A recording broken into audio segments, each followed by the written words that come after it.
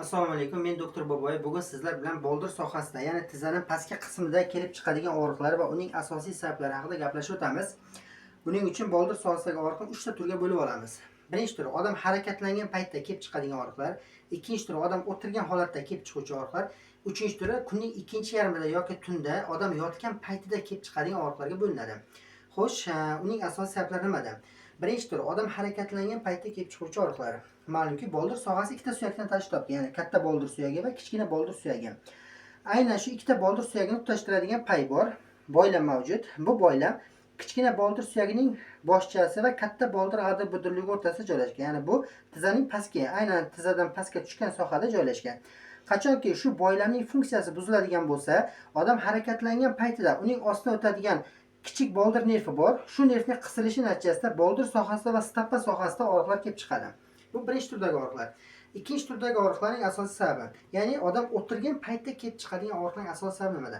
Odam o'tirganda taz bilan o'tiradi. Demak, taz sohasida joylashgan katta dumba mushaklarning funksiyasi buziladigan bo'lsa, ya'ni dumba sohamizdagi mushaklarning kuchi buziladigan bo'lsa, bu og'riqlar kelib chiqadi.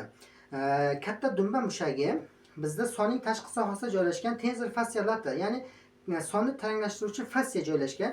Ushbu fassiyani normada tonusda ushlab, norma tonusda ushlab turadi.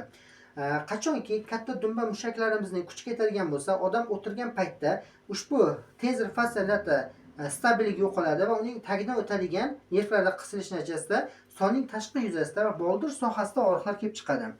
Uchinchi turdagi og'riqlarning asosiy sababi, ya'ni odam yotganda, tinch o'tirgan paytda, ayniqsa tungi soatlarda kelib chiquvchi og'riqlar. Demak, bu og'riqlarning asosiy sababi qorin bo'shlig'i organlar bilan bog'langan.